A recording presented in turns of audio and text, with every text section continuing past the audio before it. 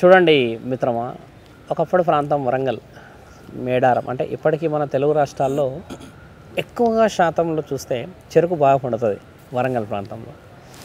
మీరన్న ఈ ప్రశ్నని చాలామంది రైతులు, యువతులు, తల్లిదండ్రులు తెలుసుకోవాలి.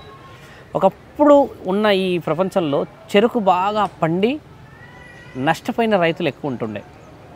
ఒక రైతు మీలాంటి ఒక మహానీయుడు ఏమడిగాడంటే, అమ్మా 100 ఎకరాల తోటిచ్చావు, 20 ఎకరాల తోటిచ్చావు కదా, నాకు దాన్ని కొనేవాళ్ళు లేరే, నేను పండిస్తున్నా, మీరు అన్నట్టుగానే కష్టపడుతున్నా, పన్నులు కట్టొద్దన్నారు, కడతలేను, ఎవరికి ఏం చేస్తలే, కానీ అంత కష్టపడి నేను పండించుకున్న నా పంటను కొనేవాడు లేడు కదమ్మా, నేనేం చేయాలి, కొనకపోతే నాకేంది, విలువ రాదు. అయితే ఇప్పుడు చేయాల్సిన విషయ వివరణలకు వెళ్ళారు వాళ్ళు. వెళ్ళిన తర్వాత వాళ్ళు ఆలోచించింది ఏంటంటే మిత్రమా, ఒక రైతు కళ్ళలో కనబడ్డదమ్మ, అమ్మ నా పొలం సరిగా పోకపోతే, నా యొక్క ఈ చెరుకు పంట పండకపోతే, పండిన తర్వాత అమ్ముడు పోకపోతే నాకు ఈ జీవితం చాలా వృధాగా అనిపిస్తుందమ్మా, నాకు నమ్మకం పోతుంది, నేను నా కుటుంబాన్ని ఏ విధంగా పోషించుకోవాలని చాలా బాధపడితే, అమ్మ ఏం చేసిందంటే మిత్రమా, ఈ విషయాన్ని చాలామంది తెలుసుకోవాల్సింది ఏంటంటే, బిడ్డ ఈసారి నీవు నా దగ్గరికి వచ్చేటప్పుడు దాన్ని తీసుకొని రా, నిలువెత్తుగా తీసుకొని వచ్చి నా దగ్గర పెడితే, నువ్వు తీసుకొచ్చినప్పుడు నిన్ను 10 మంది అడుగుతారు, ఎందుకు తెస్తున్నావు నాయన దీన్ని అని. అంటే అమ్మ నాకు కోరిక కోరింది, నేను అమ్మకు ఒక కోరిక కోరితే అమ్మ నా కోరికను తీర్చినప్పుడు నన్ను ఈ బహుమతి అడిగింది, ఈ బహుమతి అడిగితే నేను దీన్ని తీసుకొని వస్తున్నాను కాబట్టి అమ్మ నా కలలో కనబడి నాకు ఈ విషయంలో చాలా సహకరించి నన్ను గెలిపించింది అని చెప్పి ఆ దాన్ని తీసుకొని వచ్చినప్పుడు అమ్మ చాలా ఆనందపడితే, ఈయన గారు వచ్చేటప్పుడు ఎంతమంది చూశారు, సుమారు 10-20 మంది చూస్తారుగా, అక్కడ ఉన్న ఒక 20 మంది కూడా చూస్తారు కదా, ఓహో అమ్మగారికి చెరుకు పెడితే చాలా ఇష్టమా అన్న ఆలోచన చేసి వీళ్ళు కూడా చెరుకు తేవడం మొదలుపెట్టారు. అంటే ఉదాహరణని మనం ఏం చేసాం, ఇప్పుడు చెరుకు రాబడి పెరిగినట్టే కదా, అంటే వేరే వాళ్ళు దాన్ని కొనడానికి వచ్చినప్పుడు చెరుకు గడ కాస్త బెల్లం అయింది. ఇప్పుడు బెల్లం అంటే మీరు అన్న బంగారం, దాని నుంచి చక్కెర కూడా చేస్తారు, చాలా వాణిజ్య ప్రకటనలు, చాలా ఉత్పత్తులు జరుగుతాయి, దానివల్ల ఎన్నెన్నో ఉపయోగాలు ఉన్నాయి, మెడిసిన్స్లో కూడా వాడతారు బెల్లాన్ని. ఆ విధముగా బెల్లానికి విలువ ఎలా వచ్చిందంటే మిత్రమా, రైతుకి నీవు ఆత్మహత్య చేసుకోకూడదు, అమ్మ నన్ను సారాలక్క నన్ను అడిగింది, సమ్మక్క అడిగింది అని చెప్పి నా భక్తులకి నేను నాకు మెచ్చినట్టుగా బెల్లాన్ని పెడితే కోరిన కోరికలను తీరుస్తానని నీవు చెప్తే, ఇకపై ఏ రైతుకు కూడా పండించుకున్న వారికి ఎక్కడ కూడా ప్రమాదం జరగదు అని చెప్పిన ఒక 100 సంవత్సరాల క్రితం రైతుకి ఇప్పటికీ కూడా ఆ బెల్లాన్ని నిలువెత్తున తీసుకొని వెళ్తారు, ఇస్తారు. ఎందుకంటే చెరుకు గడకి ఉండే విలువ కొద్దిగా తక్కువనే, కానీ దాన్ని ప్రత్యుత్పత్తులు చేసిన తర్వాత బెల్లము, చక్కెర, వేరే ప్రయోగాల నిమిత్తం చేసిన తర్వాత దానికి విలువ వస్తుంది. అంటే వాణిజ్య ప్రకటనలు పెరుగుతాయి, ఎగుమతులు దిగుమతులు అంటే బిజినెస్ పరంగా పెరుగుతూ వస్తుంది. కాబట్టి అమ్మ చేసిన తెలివైన ప్రశ్నకి జవాబు ఏం తెలుసా మిత్రమా, అమ్మ సారాలమ్మ కలలో కనబడి మాకు పెట్టండి బిడ్డ, పెట్టినప్పుడు మేము ఇంత కొలవబడుతున్నాము కదా, 100 మంది అది పెడితే మొదట కొనుక్కుంటారు, తర్వాత రైతుల నుంచి ఒకళ్ళు కొనుక్కుంటారు, బిజినెస్ అవుతుంది, అక్కడ నుంచి మళ్ళీ వస్తుంది, షాపుల్లోకి వెళ్తుంది. అంటే ఎంతమంది బ్రతుకు పైన ఆమె మళ్ళీ ఆలోచన చేసింది, ఇది తెలుసుకోవాలి. బెల్లం పెడతలేరు అక్కడ, బంగారం అని ఎందుకంటారంటే వాళ్ళ కుటుంబాన్ని ఆవిడ వచ్చేసి బంగారం చేసింది మిత్రమా. ఆ రోజు బాధపడ్డ రైతు కుటుంబాన్ని, నీవు పండించుకున్న పంటని నా దగ్గరికి పెడితే బిడ్డ నేను నీకు మంచి చేస్తున్నానుగా, ఇకపై ప్రతి ఒక్కళ్ళు ఆ విధంగా పెడతారు కదా, కాబట్టి నీవు బాగుపడతావు, కాబట్టి నా కొంగు బంగారం చేసింది, కాబట్టి మా అమ్మ బంగారం అంటే నాకు ఇచ్చిన బెల్లం బంగారం. కాబట్టి ఆ బంగారాన్ని ఏమంటారంటే మిత్రమా, ఇష్టంగా మాకు సమ్మక్క సారాలక్క ఆశీర్వాదం ఇచ్చింది డబ్బు అంటే బాగుంటుందా మిత్రమా. ఇప్పుడు ఆ బంగారం ఏదైతే మనం నార్మల్గా మనం బెల్లం తింటే మనకు జలుబు కానీ అవుతాయి, అవును, కానీ ఆ బంగారాన్ని మనం ఎంత తిన్నా కూడా జలుబు కానీ దగ్గు కానీ ఏమీ రాదు.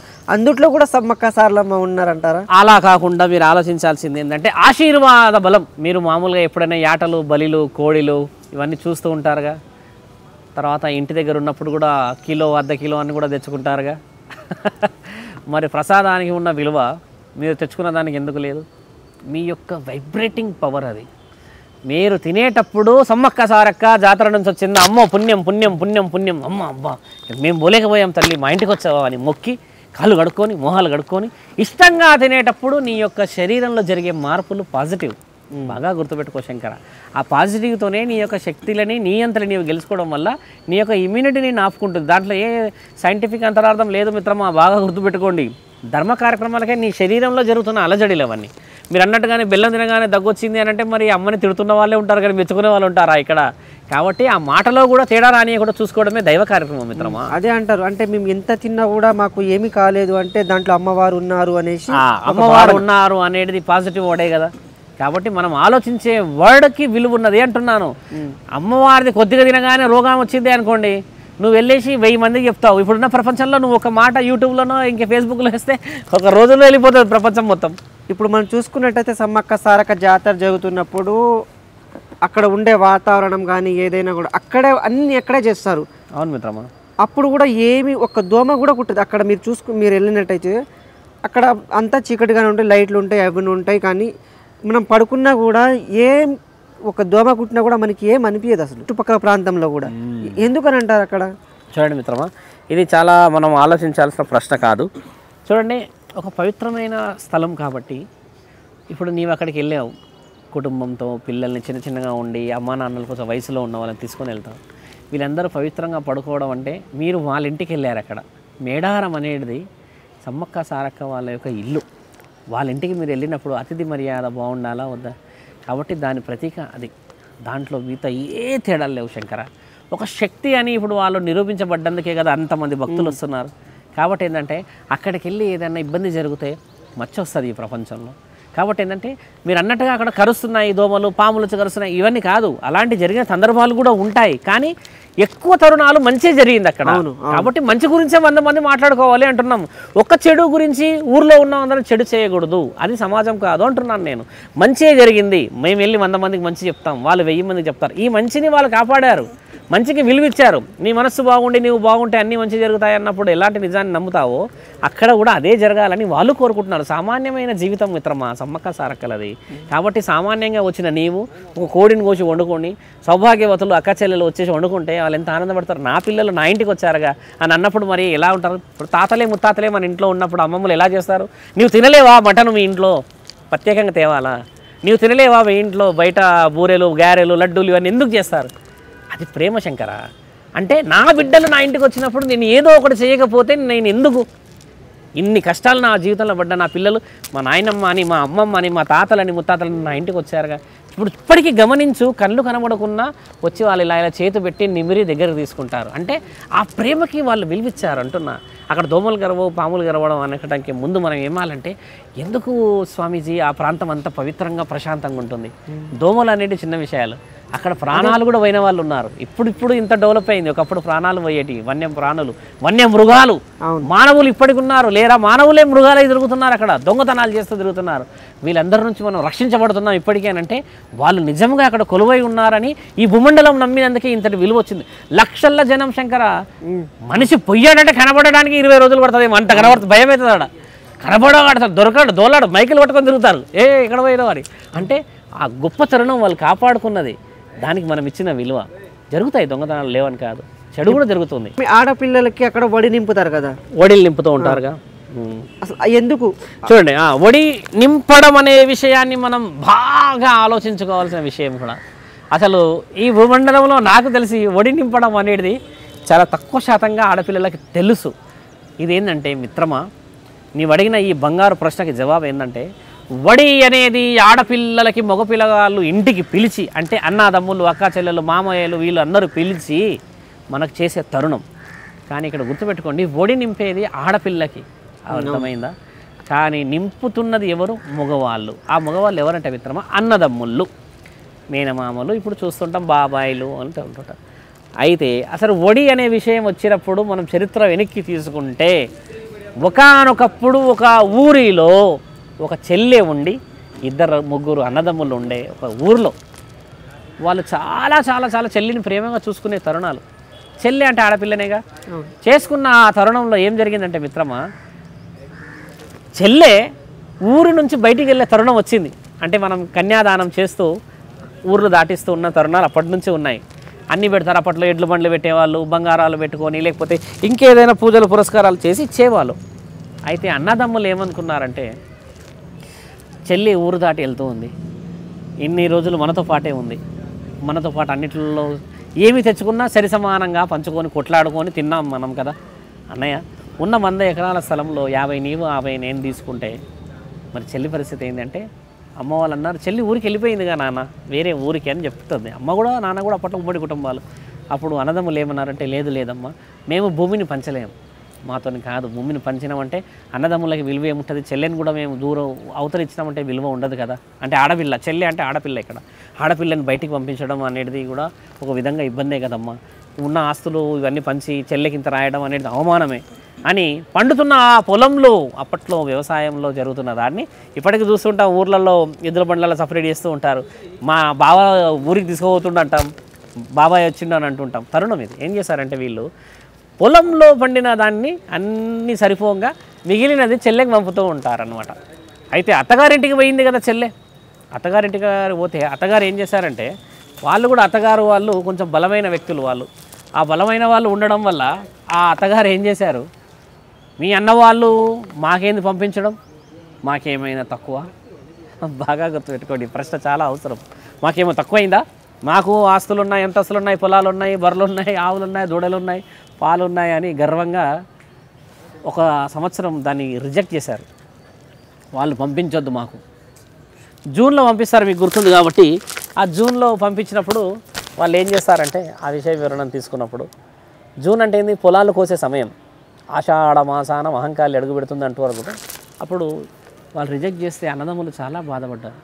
అయ్యో మా చెల్లికి మేము ఇష్టంగా ఇచ్చాము కదా, ఇది వారసత్వంగా మేము ఇయ్యలేముగా, మా పొలంలో పండించుకున్న దాంట్లో మా చెల్లికి చిన్నప్పటి నుంచి మాతో పాటు ఉండడం చేత మా ఆడబిడ్డకి మేము ఇచ్చామని చెప్పారు. ఆ విషయాన్ని వాళ్ళకి చాలా కోపం వచ్చి దాన్ని ధిక్కరించారు. ఇంటికి బండిలో వచ్చిన దాన్ని, వాళ్ళు ఎద్దుల బండిలో వచ్చిన దాన్ని ధిక్కరించి పంపించారు. ఇకపై నేను మీ చెల్లెని కూడా మీ ఇంటికి పంపించాం, మీ ఆడపిల్లని ఇంటికి పంపించాం, ఈ వస్తువులన్నీ ఇచ్చేసి మమ్మల్ని తక్కువ చేస్తున్నారా అని చెప్పిన తరుణంలో ఈ బిడ్డ చాలా బాధపడ్డది మిత్రమా. బాధపడ్డప్పుడు వాళ్ళు ఎంతో బాధ అనిపించి మా చెల్లెని ఇబ్బంది పెడుతున్నారుగా చెప్పిన మాట వినకుండా అని చెప్పేసి వస్తువులను ఎన్నికి తీసుకున్న తర్వాత, అప్పట్లో మీకు తదాస్తు దేవతలు ఉండేవాళ్ళు, మీకు గుర్తుందా? అన్నం పరబ్రహ్మ స్వరూపం అని అన్నప్పుడు అన్నాన్ని ఏదైతే గుమ్మ ముందుకు వచ్చిన దాన్ని పంపించారో వీళ్ళకి విలువ తెలుగుగాక అని తదాస్తు దేవతలు శాపం పెడతారు ఆ ఇంట్లో ఉన్న దంపతులు ఇద్దరికి. అంటే ఈ బిడ్డ పోయిన ఇంటి అత్తామామలకి శాపాన్ని పెడతారు, బాగా గుర్తుపెట్టుకొని. పెడితే ఆ ఊరంతా ఆ సంవత్సరం పంట పొలాలు పండకుండా మొత్తం కరువులో ఉంటుంది. తీవ్రమైన కరువు. ఎంత కరువు అంటే బుక్క ఇట్లా అందడానికి ఉన్నాయన్నీ అయిపోతూ వస్తూ ఉంటాయి, మళ్ళీ పండడానికి అవకాశాలు కనబడవు, నీళ్లు లేవు, దప్పికలు, దాహాలు, బావిల్లో ఎక్కడ సమస్య లేకుండా అయిపోయింది ఏంది పరిష్కారం అని తల పట్టుకున్న సమయంలో అగ్గదిగో ఆ అన్నదమ్ములు మళ్ళీ ఎద్దుల బండిలు తీసుకొని వస్తారు. తీసుకొచ్చి చెల్లెకి కష్టం ఉందంట అని మళ్ళీ పంపిస్తే ఆకలితో వస్తారు మిత్రమా. వీళ్ళు ఒడి పట్టుకొని బియ్యం వేయండి అని ఇలా పట్టుకొని వస్తారు. ఎవరు వస్తారు తెలుసా? అత్తామామ వస్తుంది ఫస్ట్, తర్వాత చెల్లి. అందరు వస్తూ ఉంటే వీళ్ళు ధన అందరికి ఇచ్చేసి ఊరంతా అందరికి పంచి పెడుతూ ఉంటే అప్పుడు కనబడతాడు పరమేశ్వరుడు. కనబడి అంటారు, ఇకపై ఈ యొక్క తంతు కార్యక్రమాన్ని కొనసాగించాల్సిందిగా మానవులకి ఈ మనవి. ఆడబిడ్డ పుట్టినింటికి వచ్చినప్పుడు మగవాళ్ళు చేయాల్సినది ఒడి నింపడం. ఆ ఒడియే ఈ బియ్యం. ఆ బియ్యానికి ఉన్న విలువ ఇదే. దానికి కావాల్సిన కారణ జన్మల కారణం చేత పుట్టి అన్నదమ్ముళ్ళు అక్కా చెల్లెలు అన్న సౌభాగ్యవతులకు ఇచ్చే ఒడి. అంటే మనం తెచ్చుకున్న దాన్ని మన ఇంటికి మన చెల్లెని పిలిచినప్పుడు, అంటే మన ఆడబిడ్డని పిలిచినప్పుడే ఈ తంతు జరుగుతుంది. అత్తగారింటి కాడ జరగదు మిత్రమా, నీవు గమనించేది. ఎక్కువ శాతంగా మనం మా రక్తాన్ని పిలుచుకున్నప్పుడు, మన ఇంటిని పిలుచుకున్నప్పుడు బావని పిలుచుకుంటాం. అక్కొస్తే బావ వస్తాడు కదా అని పిలుచుకొని వాళ్ళ వాళ్ళంటే అందరిని పిలిచి ఒక పండగ వాతావరణం చేసి అందరం కలిసి దోశల్లో నుంచి పసుపు కుంకుమ బట్టలు పెట్టి అన్ని పెట్టి వాళ్ళకి పెట్టి కాళ్ళు మొక్కి ఆశీర్వాదాన్ని తీసుకొని వాళ్ళకి ఒడి ఇలా కట్టి గుమ్మానికి కట్టేసి ఆ రోజు నిద్ర చేశాక ఒక 2 రోజుల తర్వాత మళ్ళీ ఏం చేస్తాం, గుడి ఉంటేనా లేదా ఇల్లు ఉంటేనో మళ్ళీ పూజా పురస్కారం అని పెట్టి అందరం వండుకొని ప్రశాంతంగా ఒడి బియ్యం. అంటే చాలామంది ఆడవాళ్ళు కూడా వస్తారు, ఒడి బియ్యం వండుతున్నారంట ఫలానా వాళ్ళ ఇంట్లో అని చెప్పి వస్తారు. అంటే పుణ్య కార్యక్రమానికి ఒక స్త్రీకి విలువిచ్చింది ఎవరు? అన్నదమ్ముల ద్వారా, చెల్లి ద్వారా, అత్తామామల ద్వారా, సమాజం ద్వారా ఈరోజు ఈ ఊరికి, ఈ భూమండలానికి విలువచ్చింది. అలాగే సమ్మక్క సారక్క, ఏ వెంకటేశ్వరుడైనా, ఏ శివుడైనా, ఏ పార్వతీమాత అయినా, ఏ దేవత అయితే మూర్తి పూజించబడుతుందో మన ఇంటి వాళ్ళు అని మనం పండించుకున్న భూమిలో నుంచి తీసుకొచ్చి వాళ్ళకి పెడుతున్న విలువ అది. పెళ్ళప్పుడు కూడా కడతారు, వడి కట్టడానికి విలువ ఏంటంటే ఆడపిల్ల హక్కు మిత్రమా అది ఆడపిల్ల హక్కు. ఎందుకంటే ఈ రోజుల్లో justification has given to the government of Telangana and state of సెంట్రల్లో కూడా ఇచ్చారు. ఏమని ఇచ్చారు? Equal to the every poverty అన్నారు, గుర్తుందా? 100 కోట్లు ఆస్తుంటే అందులో 25% ఆడపిల్లది అని. అంటే అది రుజువులు ఇప్పుడు చేయబడలేదు, సంవత్సరాల తరబడి చేయబడిన దాన్ని మనం పాటిస్తున్నాం అంతే. గుర్తుపెట్టుకోండి, కారణ జన్మల చేత బయటకు వస్తున్నాయి. కాబట్టి మీరు అన్న వడి నింపడం అనేది మన సాంప్రదాయములో అత్యంత విలువైన గోప్యమైన గొప్ప చరిత్రకి విలువ శంకర. కేవలం ఒక ఆడపిల్లకి వడి నింపుతలేం. ఏడుస్తారు తెలుసా, పిలిచావా అన్నయ్య నన్ను, పిలిచావా మామయ్య నన్ను, వడి నింపారా, 5 సంవత్సరాలైంది నన్ను పిలిచారా, 7 సంవత్సరాలైంది నన్ను పిలిచారా అని ఎందుకు ఏడుస్తారంటే మిత్రమా, ఆ రోజు వాళ్ళకి కరువు పట్టడానికి 7 ఏళ్ళు పట్టింది. అక్కడ 7 ఏళ్ళల్లో మొత్తం ఊరే శ్మశానం అయిపోయే పరిస్థితి వచ్చినప్పుడు వీళ్ళు మళ్ళీ బండ్లు వేసుకొని వస్తారు. 7 సంవత్సరాల్లో ఊరంతా వల్లకాడు పరమాత్ముడు చేసిన తర్వాత వాళ్ళు తీసుకొచ్చిన ఆ బియ్యానికి ఇచ్చిన విలువ అంగరంగ వైభవంగా స్వీకరించాలి. ఏ రోజైతే నీవు ధిక్కరించావో ఆ రోజు పరమాత్ముడు ఇచ్చిన ఆజ్ఞ, అదే దానికోసం నీవు వస్తావు అని. అంటే చూడండి, దైవ కార్యక్రమానికి ఎంతటి శక్తి ఉంటుందో మనం పాటిస్తున్న దానికి అంతే శక్తి ఉంటుంది. నిజమైన ప్రశ్నకి నిజమైన జవాబు ఇదే కదా. ఇది తెలుసుకోవాలి. ఈ రోజుల్లో వడి నింపుతలేము శంకర. అక్కడ మనము భగవంతుడు ఇచ్చిన ఒక విలువైన సంస్కారాన్ని నా ఇంట్లో పుట్టి నా ఇంట్లో నాతో పాటే ఉండి ఆడిన ఒక బిడ్డకి మనం ఇస్తున్న హక్కు అది. దానికి ఇవ్వాలి, చెయ్యాలి, అనుభవించాలి అంతే. ఇక నువ్వు చెయ్యను కుదరదు అంటే కుదరదు. ఆడపిల్లకు పిలవాల్సిందే, నువ్వు చేయాల్సిందే. అదే ధర్మసాక్షి అంతే.